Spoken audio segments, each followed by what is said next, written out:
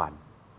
ท่านคำเฟืองพรหมจันทร์หักษาการห้องกงคุ้มครองการขนส่งในตัวเมืองนครเมืองจันทร์ได้ให้สัมภาษณ์ต่อทีมข่าวโทรภาพนครเมืองจันทร์ว่าโครงการรถเมล์ด่วน BRT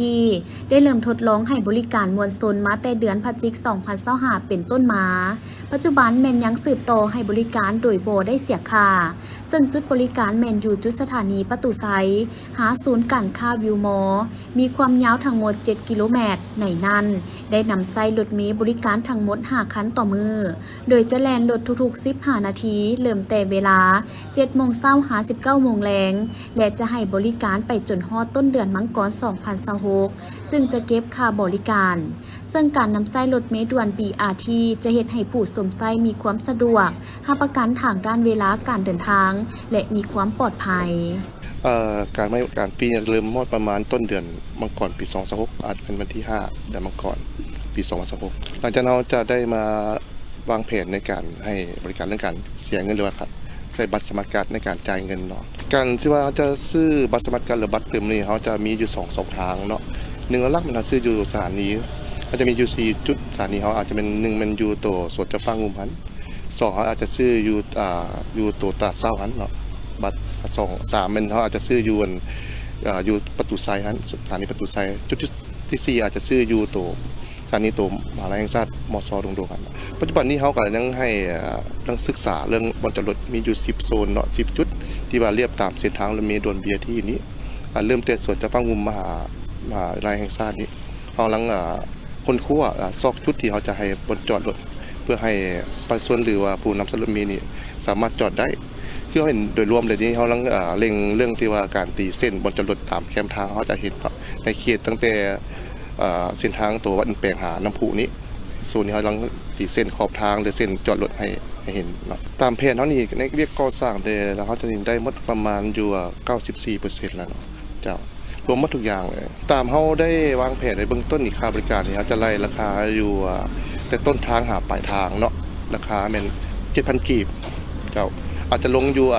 าจจะขึ้นปุ๊บจะเสีย 7,000 แล้วขึ้นใหม่ก็ได้จ่าย 7,000สั้นกับขอส่วนประชาชนหรือว่าพ่อแม่ประชาชนหรือว่าผู้อยากนำสรุปเมษานั้นเนาะสามารถนำสรุปเมษาเอาได้เพราะว่ามีความสะดวกหลายอย่างเป็นหนึ่งและลักเป็นว่าเรื่องคมไว้ตรงมุ้งตรงเวลาและความปลอดภัยและตัวรถเมล์จะมีว่าไงว่ามันมีตังหนังหมด40บนหนังเนาะแล้วในรถเมล์จะมีกล้องCCTV หรือกล้องที่ว่าให้ข้อมูลข่าวสารแล้วก็มีผู้โดยสารสามารถขึ้นลงได้สะดวกแล้วก็มีหลักๆเป็นเขายังมีจุดที่ว่าให้รับใช้ให้ผู้เสี่ยวพระผู้พิการสามารถนำใช้รถเมล์เขาได้เนาะท่านคำเฟืองพรหมจันทร์ยังได้ให้ฮู้ตื่มว่าตามแผนการที่วางไว้หากเปิดนำไส้บริการอย่างเป็นทางการแล้วจะนำไส้รถเมล์ด่วน BRT ทั้งหมด15คันต่อมือโดยจะเปิดบริการแต่ 6 โมงเช้าหา 22 โมงและจะแล่นให้บริการตามตารางเวลาเส้นชั่วโมงเร่งด่วนจะมีรถแล่นทุกๆ5นาทีและถ้าบ่แม่นเวลาเร่งด่วนจะมีรถแล่นทุกๆ15นาทีจึงจะสร้างความสะดวกให้ผู้สวมไส้บริการขึ้นหลายโอกาสนี้ท่านยังได้ฝากถึงประชาชนได้ให้การร่วมมือบ่ให้นำไส้รถส่วนตัวอยู่2ทางรถเมล์ด่วน BRT เพื่อป้องกันการเกิดอุบัติเหตุตามท้องถนนเนื่องจากปัญหาดังกล่าวแม้นเป็นสิ่งท้าทายในการให้บริการรถเมล์ด่วน BRT กีฬาลอยน้ำในงานนครหลวงจันทร์พาราเกม2025ได้ปิดฉากลงอย่างจบงามในวันที่ 17 ธันวาคมนี้ภายหลังแข่งขันมาแต่วันที่ 15 ธันวาคมที่สระลอยน้ำเขตสนามกีฬาแห่งชาติหลัก 16 โดยมีนักกีฬาเข้าร่วมทั้งหมด 43 คน หญิง 11 คน ที่มาจาก 11 ภาคส่วนคือแขวงคำมวนจำปาสักเซกองเสียงขวางบริคำไซพงสาลีอุดมไซ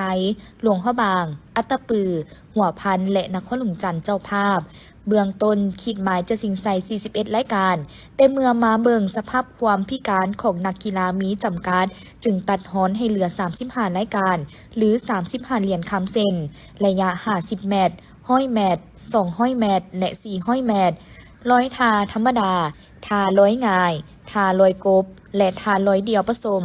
ผ่านการแข่งขัน11ภาคส่วนที่เข้าร่วมแม่นได้เหรียญรางวัลกลับบ้านทุกภาคส่วน แขวงเซกองของอันดับที่1ได้11เหรียญคำ2เหรียญเงินและ5เหรียญทองรวม18เหรียญที่2นครหลวงเจ้าภาพได้4เหรียญคำ5เหรียญเงินและ5เหรียญทองที่3อุดมไซได้4เหรียญคำ2เหรียญเงิน1เหรียญทองที่4คำมวนได้3เหรียญคำ2เหรียญเงิน3เหรียญทองที่5บริคำไซได้3เหรียญคำ2เหรียญเงิน1เหรียญทองขณะที่แขวงเสียงควงได้3เหรียญคำ2เหรียญเงินหัวพันได้2เหรียญคำ1เหรียญเงินผงสลีได้1เหรียญคำ1เหรียญเงิน3เหรียญทองหลวงพระบางได้1เหรียญคำ1เหรียญเงินจำปาสักได้1เหรียญคำ2เหรียญทองและอัตตปือ10เหรียญเงิน3เหรียญทองในนี้มี2เหรียญคำถูกตัดออกไปเนื่องผลการแข่งขันนักกีฬามีสถิติต่ำกว่ากำหนดให้เกียรติมอบรางวัลโดยท่านนางหลีปาเอียหลีบัวเป้าหัวหน้าแผนกศึกษาธิการและกีฬานครหลวงจันทร์ท่านวีรวันบุญสุขไทยหัวหน้ากรมกีฬามวลชนภาละและศิลปศึกษาพร้อมด้วยตัวแทนคณะนำจากบรรดาแขวงและคณะรับผิดชอบที่เกี่ยวข้องในวันที่ 16 ธันวาคม 2025 นี้อยู่ที่บ้านพลแก้วเมืองและแขวงสารวันสมทบกับภาคส่วนที่เกี่ยวข้องของเมืองเปิดกระบวนการก่อสร้างทางเบตงเสริมเหล็กโดยการมีส่วนร่วมของชุมชนและทุกภาคส่วนของสังคมอยู่ที่จุดสีแยกร้านอาหารโฮมเบียร์โดยการเข้าร่วมเป็นประธานของทานสมัยโพธิสารเลขาคณะบริหารงานพรรคเมืองสารวันมีประธานรองประธานคณะกรรมการปกครองเมืององค์การปกครองบ้านพร้อมโดยประชาชนและแขกถึกเชิญเข้าร่วมท่านนางแก้วแสนทวีนายบ้านพลแก้วได้รายงานให้ฮู้ว่าบ้านพลแก้วมีพลเมืองทั้งหมด 1,776 คนเป็นหญิง962 คนมี417หลังคาเรือน336ครอบครัวในนั้นพนักงานรัฐรวม90ส่วนหอยเฮ็ดธุรกิจค้าขาย5ส่วนหอยและเหตุการผลิต5ส่วนหอยมีทางทั้งหมด12เส้นรวมยาวประมาณ 3,260 เมตรในนั้นมีทั้งทางปูยางทางปูดินผสมหินและบางเส้นยังเป็นทางดินเดิมที่ยังบ่ทันมีการปรับปรุงยกระดับซึ่งหลายปีผ่านมาองค์การจัดตั้งบ้านพร้อมกับประชาชนและภาคส่วนที่เกี่ยวข้องได้มีการซ่อมแปลงเส้นทางที่เปเพอย่างต่อเนื่องแต่นำไซได้เพียงระยะใดระยะหนึ่งก็เปเพตืมอีฉะนั้นองค์การจัดตั้งบ้านและประชาชนภายในบ้านได้มีความเห็นดีเป็นเอกภาพกันในการก่อสร้างและซ่อมแปลงทางดังกล่าวเบื้องต้นเส้นทางที่จะซ่อมแปลงมี2เส้นคือเริ่มแต่สี่แยกหานคายปาหงวังหาห้องการบ้านและแต่สี่แยกห้านโฮมเบียร์หาดสี่แยกบ้านวัดกลางรวมลงยาวประมาณ 1,200 เมตรลักษณะการซ่อมแปลงแม้จะซ่อมแปลงตามจุดที่เพเส้นทางที่จะก่อสร้างและซ่อมแปลงกวาง9เมตรความหนา15-20 ซนโดยจะจัดตั้งปฏิบัติเป็นแต่ละระยะจนกว่าจะสำเร็จภายใน5ปีตามแผนการที่กำหนดไว้และคาดว่ามูลค่าการซ่อมแปลงเบื้องต้นประมาณ1ตื้อกว่ากีบปัจจุบันบ้านพลแก้วมีเงินที่ได้รับจากการประกอบส่วนของครอบครัวภายในบ้านทั้งหมด28ล้านกว่ากีบและยังต้องการทุนสมทบอีกจำนวนหลายจึงขอการประกอบส่วนนำทุกภาคส่วนในสังคมเพื่อให้การซ่อมแปลงทางในครั้งนี้มีผลสำเร็จตามคาดหมายและลุล่วงไปด้วยดีจากนั้นทานสมัยโพธิสารเลขาคณะบริหารงานพรรคเมืองสารวันต่างนาคณะนำของเมืองได้มอบเงินประกอบส่วนจำนวน5ล้านกีบและนอกจากนั้นยังมีบรรดาพนักงานองค์การเทียบเท่าห้องการอ้อมขากเมืองผู้ประกอบการธุรกิจห่างหานและบุคคลได้ประกอบส่วนสมทบเป็นเงินจำนวนหนึ่งเติมอีกท่านเวียงสาลีอินทพรมของหัวหน้าแผนกการเงินนครวิจันทร์ได้ชี้แจงต่อคำซักถามของสมาชิกสภาแห่งชาติและสมาชิกสภาประชาชนนครวิจันทร์เกี่ยวกับหนี้ข้างมอบจำนวนหลายว่าสาเหตุย้อนติดพันกับเงินงบประมาณที่ยังบ่ทันได้สำราติดพันกับใบแจ้งมอบปกติที่ค้างในระบบหัวหน่วยที่เป็นหนี้ข้างมอบเวลาหยุดเสาร์บ่มาแจ้งหยุดเสาร์ตามระเบียบการหนี้ข้างมอบที่ได้สำระไปแล้วแต่ระบบยังเป็นหนี้ข้างมอบเนื่องจากระบบบ่ตัดนอกจากนั้นก็ยังมีหนี้ที่เกิดจากการออกใบแจ้งมอบซ้ำซ้อนกับหัวหน่วยธุรกิจซึ่งหนี้ดังกล่าวสหกรณ์นครวิจันทร์ได้ออกข้อตกลงแบ่งความรับผิดชอบมอบให้พนักงานค่าตัวแต่ละทานลงเล็งทวงตามขั้นตอนซึ่งในปัจจุบันมีหนี้ข้างมอบทั้งหมดจำนวน516.19 ตื้อกีบ ในนั้นมีหนี้สูญเสียจำนวน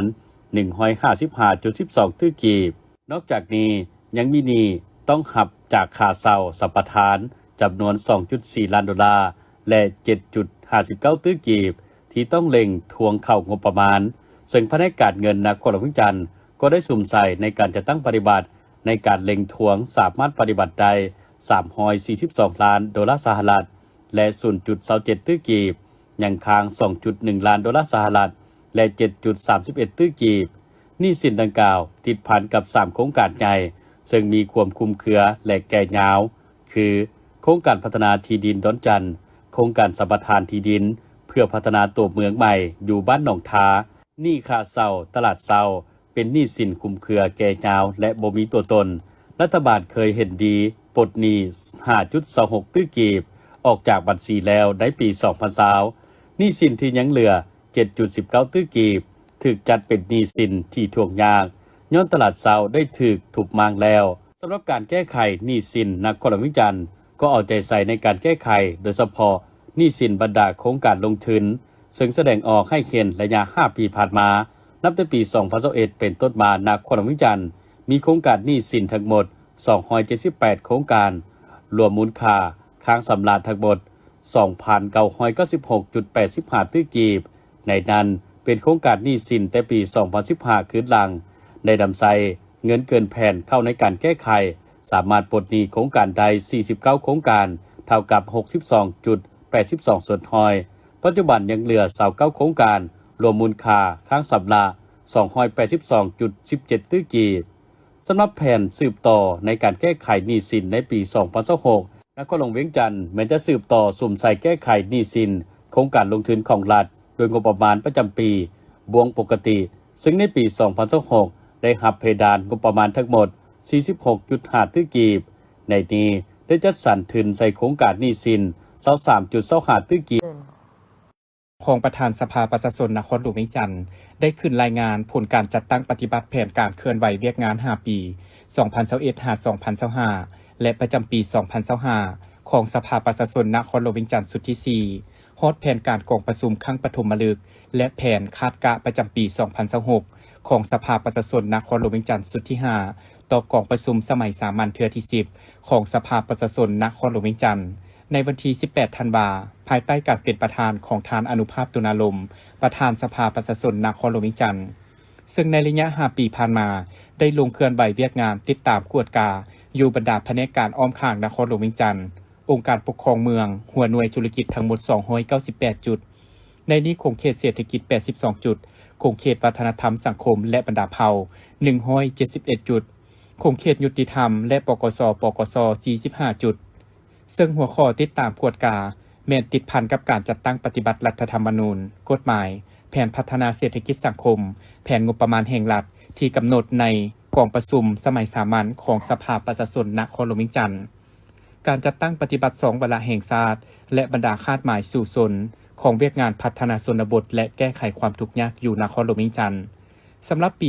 2025 ได้ตกลงกวดกา 84 จุดคงเขตเศรษฐกิจ 21 จุดคงเขตวัฒนธรรมสังคมและบรรดาเผ่า 60 จุดคงเขตยุติธรรมและปกส. 3 จุดได้ติดตามกวดกาบรรดาโครงการลงทุนของรัฐและโครงการพัฒนาต่างๆที่จัดตั้งปฏิบัติอยู่ในนครหลวงเวียงจันทน์เกี่ยวกับการสดเสยศักษาบ่เหมาะสมและผลกระทบอื่นๆภายหลังการจัดตั้งปฏิบัติโครงการเซ็นโครงการก่อสร้างสายส่งไฟฟ้าโครงการทางด่วนเวียงจันทน์หมายเลข 1โครงการรถไฟลาวจีนระยะที่ 2โครงการทาบกทานาแรงและโลจิสติกโครงการปรับปรุงและซ่อมแปลงทางหลวงแห่งชาติเลขที่ 13 เหนือโครงการก่อสร้างเส้นทางดอนนกคุมหาทาง450 ปีโครงการพัฒนาบึงสารคำโครงการขนส่งแบบยืนยงรถเมล์ด่วน BRT และโครงการก่อสร้างเขื่อนไฟฟ้าอเนกประสงค์ขนาดน้อย5เมกะวัตต์การขุดค้นแร่ธาตุโดยเฉพาะการติดตามกวดกาโครงการศึกษาสำรวจและขุดค้นเหือโปแตสเกลือกะหรี่อยู่นครหลวงเวียงจันทน์ซึ่งสภาประชาชนเสนอต่อสภาแห่งชาติได้ค้นคว้าพิจารณาอย่างรอบด้านต่อกับผลติดตามกวดกาของสภาประชาชนนครหลวงเวียงจันทน์และการติดตามกวดกาของกรรมาธิการเกี่ยวข้องต่อผลกระทบต่อสิ่งแวดล้อมที่เกิดขึ้นคณะประจำสภาแห่งชาติจึงได้ออกมติฉบับเลขที่ 182/ขปจลงวันที่ 1 กรกฎาคม 2025 พื่อเป็นบอนอิงในการจัดตั้งปฏิบัติเวียกงานดังกล่าวในต่อหน้านอกจากนี้ยังได้ลงติดตามกวดกาปัญหาผลกระทบสิ่งแวดล้อมสังคมติดพันกับคำห้องคำเสนอของประชาชนเป็นต้นการส่งกินเหม็นและการปล่อยน้ำเปื้อนของโรงงานฆ่าสัตว์ข้อขัดแย้งดินการลักลอบตัดไม้เขตสงวนภูพนังเวียกงานศาสนาการปะละการเฮียนและปัญหาอื่นซึ่งคณะประจำสภาประชาชนก็ได้กำหนดเอาบางปัญหาที่พ้นเด่นเพื่อตั้งเป็นหัวข้อในองค์การปกครองและแผนกการเกี่ยวข้องขึ้นรายงานชี้แจงต่อกองประชุมสมัยสามัญของสภาประชาชนในแต่ละครั้งกองประชุมดังกล่าวได้จัดขึ้นในวันที่ 18 ธันวาคม 2025 นี้ที่โรงเรียนการเมืองและการปกครองนครหลวงวิจันทร์โดยการเป็นประธานของสหายพงศวรรณศิริพันธ์หัวหน้าโรงเรียนการเมืองและการปกครองนครหลวงวิจันทร์สหายเสียปิงเลียงของหัวหน้าสถาบันวิทยาศาสตร์สังคมศูนย์คนครัวพัฒนาการปกครองแขวงฮูนานสาธารณรัฐประชาชนจีนพร้อมโดยบรรดาข้าราชการที่เกี่ยวข้องทั้งสองฝ่ายเข้าร่วมในกองประชุมสหายพงศวรรณศิริพันธ์ได้รายงานสภาพการที่พ้นเด่นของการนำพาองค์การปกครองนครหลวงวิจันทร์ซึ่งในด้านการลงทุนถือว่าสาธารณรัฐประชาชนจีนเป็นอันดับหนึ่งอยู่ในนครหลวงวิจันทร์ในนั้นก็รวมมีนักธุรกิจของแขวงฮูนานการลงทุนและการค้าอยู่นครหลวงวิจันทร์ได้แจ้งขึ้นทะเบียนวิสาหกิจทั่วนครหลวงวิจันทร์ยกเว้นเขตเศรษฐกิจพิเศษจำนวน 78,227 หัวหน่วยซึ่งในนี้เป็นการลงทุนของสป.จีนจำนวน 6,311 หัวหน่วย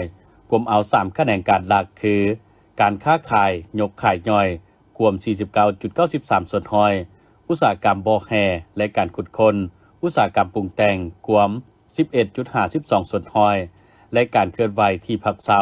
และการบริการกลุ่ม 5.90 ส่วนห้อยการพัวพันร่วมมือทางด้านการค้า2ฝ่ายระหว่าง2ประเทศได้มีการขยายตัวต่อเนื่องในปี 2024 มูลค่าการนำเข้าสินค้าและส่งออกสินค้า2ฝ่ายโดยเฉพาะมูลค่าการนำเข้า 2,980 ล้านดอลลาร์ซึ่งประกอบมีสินค้าประเภทผลิตภัณฑ์เคมีอุปกรณ์กลจักรพาหนะทางบกการขนส่งออกมี 2,419 ล้านดอลลาร์เป็นสินค้าส่งออกประเภทเกลือกะหรี่แห่ท้องแป้งมันต้นเจียและเครื่องที่เฮ็ดโดยเจียพร้อมกันนั้นแนวทางการต่างประเทศของภาคได้รับการจัดตั้งปฏิบัติอย่างตั้งหน้ามาฮอดปัจจุบันนครหลวงวิจันทร์ได้พัวพันและร่วมมือกับ19ประเทศ74นครแขวงและ7เมืองสร้างเป็นนครมิตรภาพน้ำกันแล้ว17นครแขวงบทบาทของนครหลวงวิจันทร์สูงเด่นขึ้นในเวทีภาคพื้นและสากลสั่งรวมแล้วบนเส้นทางก้าวเดินของภารกิจเปลี่ยนแปลงไปก็คือมากผลของการจัดตั้งปฏิบัติมติกองประชุมใหญ่ครั้งที่7ของตนนครหลวงวิจันทร์มีเสถียรภาพทางด้านการเมืองอย่างหนักแน่นสังคมมีความเป็นระเบียบเรียบร้อยโดยพื้นฐานเศรษฐกิจสืบต่อขยายตัวในทวงทาดีและทั้งถึกทิศฐานะเศรษฐกิจของนครหลวงวิจันทร์ยืนอยู่แถวหน้าของบรรดาท้องถิ่นทั่วประเทศ GDP กลมเอา30ส่วนห้อยและการจัดเก็บรายรับที่เกิดขึ้นอยู่พื้นที่นครหลวงวิจันทร์กลมเอาหลายกว่าหมู่40ส่วนห้อยของทั่วประเทศระดับชีวิตการเป็นอยู่ทางด้านวัตถุและจิตใจของประชาชนได้รับการยกระดับนับมือดีขึ้นประชากรมีรายได้เฉลี่ยหลายกว่า2เท่าของรายได้เฉลี่ยทั่วประเทศครอบครัวทุกข์ยากสำหรับพลเมืองในนครหลวงวิจันทร์ได้รับการแก้ไขโดยพื้นฐานตัวเมืองและศาสตร์เมืองได้รับการพัฒนาและมีโฉมหน้าใหม่ซึ่งในอนาคตจะพัฒนานครหลวงวิจันทร์ให้เป็นหัวหน่วยยุทธศาสตร์1ที่เข้มแข็งสร้างเมืองเป็นหัวหน่วยเข้มแข็งขอบด้านสร้างตัดแสงเป็นหัวหน่วยบริการประชาชนให้ทั่วถึงและสร้างบ้านเป็นหัวหน่วยชุมชนที่เป็นเจ้าตนเองรับประกันเสถียรภาพทางด้านการเมืองความสงบความปลอดภัยและความเป็นระเบียบเรียบร้อยในสังคมอย่างหนักแน่นต้องยู่แหงการหันเป็นทันสมัยในการบริการภาครัฐสร้างเมืองอัจฉริยะเพื่อลดผ่อนขั้นตอนที่ซับซ้อนรับประกันและขยายการพัวพันร่วมมือในขอบ2ฝ่ายและหลายฝ่ายบนพื้นฐานต่างฝ่ายต่างมีผลประโยชน์เป็นศูนย์กลางทางด้านเศรษฐกิจการเติบโตของนครหลวงวิจันทร์ต้องเป็นหัวจักรขับเคลื่อนเศรษฐกิจแห่งชาติด้วยนโยบายเศรษฐกิจเอกราชเป็นเจ้าตนเองที่เข้มแข็งที่สุดสุ่มใส่การพัฒนาระบบโลจิสติกให้สมบูรณ์นำใช้ทางแหงจากรถไฟลาวจีนและทางด่วนอย่างเต็มส่วน เพื่อหันนครหลวงวิจันทร์ให้กลายเป็นศูนย์กลางการค้าการลงทุนและการเสื่อมจอดของอนุภาคพื้นพร้อมกันนี้ทานยังได้ตีราคาสูงต่อสายพัวพันมิตรภาพอันเป็นมูลเสือและการร่วมมือแบบเพื่อนมิตรยุทธศาสตร์หอบด้านมั่นคงยาวนานตามทิศ 4D คือเพื่อนบ้านใกล้เคียงที่ดีเพื่อนมิตรที่ดีสหายที่ดีคู่หอบมือที่ดี